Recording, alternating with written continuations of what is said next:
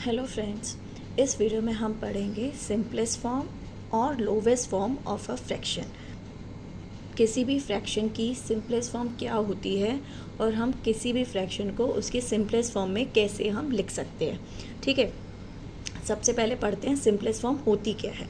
ठीक है, a fraction is said to be in the simplest form और in its lowest form if its numerator and denominator have no common factor except 1, that is, या फिर हम ये बोल सकते हैं या फिर न्यूमरेटर और डिनोमिनेटर का जो HCF है वो 1 है। ठीक है, समझते हैं इसे क्या लिखा है। ये कोई भी फ्रैक्शन अपनी सिंपलेस्ट या लोवेस्ट फॉर्म में कब बोलते हैं हम किसी भी फ्रैक्शन को, जब हमने उस फ्रैक्शन को उस फॉर्म में लिखा है जिसमें न्यूमरेटर और डिनोमिनेटर का कॉमन फैक्टर सिर्फ और सिर्फ 1 है। जैसे 2/3, 1/7।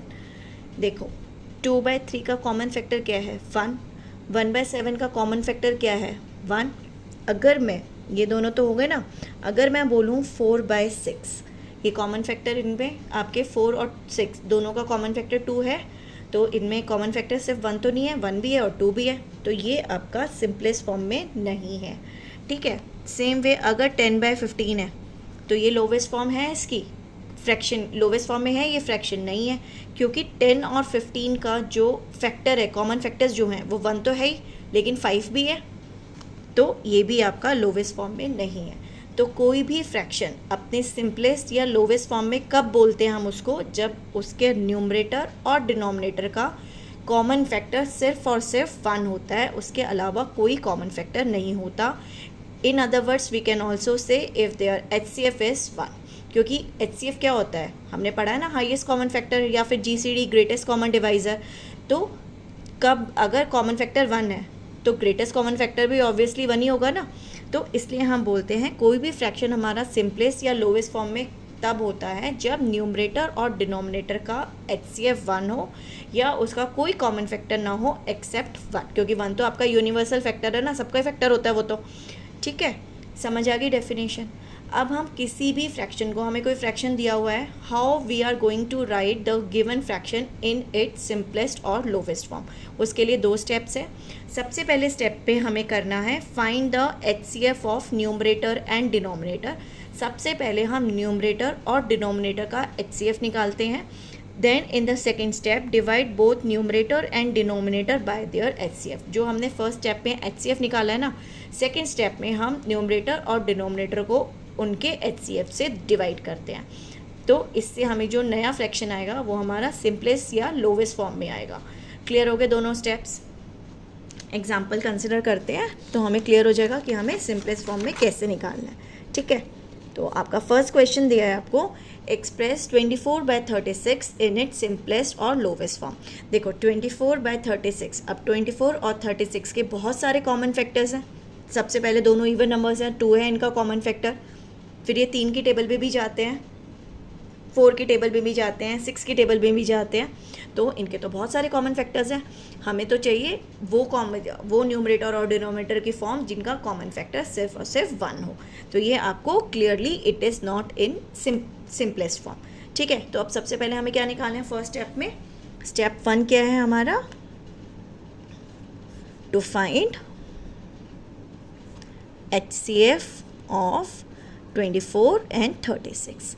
ठीक है, तो हम 36 को 24 से डिवाइड करते हैं। 24 1 ज़ा 24, कितना आ गया, रिमाइंडर 6 में से 4 गए, 2 3 1, 3 में से 2 गया 1, तो 12 आ गया। अब 24 को 12 से डिवाइड किया, 12 2 ज़ा 24, अब आपके पास रिमाइंडर 0 आ गया। तो HCF कितना हो गया आपके पास, 12 आ गया ना। तो this is your first step. Now second step में हमने क्या करना है, divide both numerator and denominator by their HCF। तो दोनों साइड आपको 12 से डिवाइड करना है। तो 12 2 ज़ा 24, 12 3 ज़ा 36, तो 2/3 आपके पास लोवेस्ट और सिंपलेस्ट फॉर्म आ गई। आंसर आ गया आपके पास। ठीक है, तो 2/3 इज़ लोवेस्ट और सिंपलेस्ट फॉर्म ऑफ 24/36। देखो 2 और 3 दोनों प्राइम नंबर्स है, कॉमन फैक्टर आपका 1 ही आएगा, ये इसकी सिंपलेस्ट और लोवेस्ट फॉर्म हो गई। क्लियर हो गया कैसे करना है हमें सिंपलेस्ट फॉर्म में, ठीक है। नाउ नेक्स्ट एग्जांपल हम कंसिडर करते हैं। नेक्स्ट पे हमारे पास है वर्ड प्रॉब्लम है। देयर आर 6 रेड चेयर्स हैं, 3 येलो चेयर्स हैं in the classroom. Total 9 chairs हैं जिसमें से 6 रेड है और 3 येलो चेयर्स हैं। क्लियर है यहाँ तक। Write the fraction of chairs that are yellow in colour in simplest form. तो आपको दो पार्ट्स करने हैं। सबसे आप निकालोगे सबसे पहले fraction of chairs that are yellow in colour, पहले आप वो फ्रैक्शन निकालोगे, फ्रैक्शन ऑफ येलो चेयर्स, और दूसरा आप निकालोगे उसका सिंपलेस्ट फॉर्म, ठीक है। चलो सबसे पहले आप निकालना है fraction of chairs that are yellow in colour, ठीक है। Fractions of the chairs that are in yellow color, या फिर fractions of yellow color chairs, कुछ भी लिख सकते हैं आप, ठीक है। तो वो किसके इक्वल होगा, डिनोमिनेटर में आता है टोटल नंबर ऑफ चेयर्स, वो तो हमारे पास 9 है, और येलो कलर की कितनी है 3, तो कितना फ्रैक्शन हो गया आपके पास 3/9। देखो 3 था ना येलो कलर की, और टोटल 6 + 3 9 हो गया, तो 3/9 हो गया। ये फर्स्ट पार्ट हो गया। अब सेकंड पार्ट में आपको लिखना है सिंपलेस्ट और लोवेस्ट फॉर्म ऑफ 3/9 इसकी निकालनी है। तो उसके लिए मुझे क्या निकालना है, सबसे पहले फर्स्ट स्टेप 1 में क्या निकालना है हमें, HCF ऑफ 3 एंड 9 क्या है, 3 है ना, 3 तो उसको डिवाइड करते हैं 9 को, तो HCF कितना है इसका 3 और 9 का 3। तो सेकंड स्टेप में क्या आएगा आपके पास, 3/9 को आप दोनों को 3/9 को आपको लिखना है लोवेस्ट फॉर्म में, तो दोनों को आपको किससे डिवाइड करना है 3 से, क्योंकि 3 HCF आया ना आपके पास, तो आपने न्यूमरेटर और डिनोमिनेटर दोनों को 3 से डिवाइड करना है। यही था ना फ्रैक्शन हमारे पास 3/9। अब सिर्फ हमने HCF निकाल लिया फर्स्ट स्टेप में, सेकंड स्टेप में हमने HCF से दोनों को डिवाइड करना है। तो 3/3 कितना हो गया 1, और 9 को 3 से डिवाइड किया तो कितना हो गया 3। तो आपके पास लोवेस्ट फॉर्म कितनी आ गई 1/3। क्लियर हो गया कैसे करना है हमें। देखो सेम क्वेश्चन में हमारे पास ये भी हो सकता था कि अभी आपको निकालना है ना fraction of chairs that are yellow in colour in simplest form.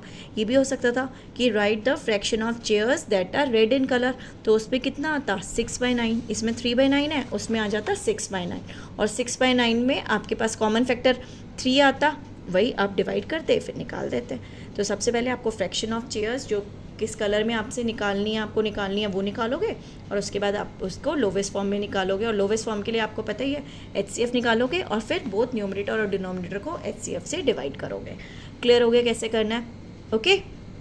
अगर वीडियो अच्छा लगे तो please like share and subscribe. Thank you.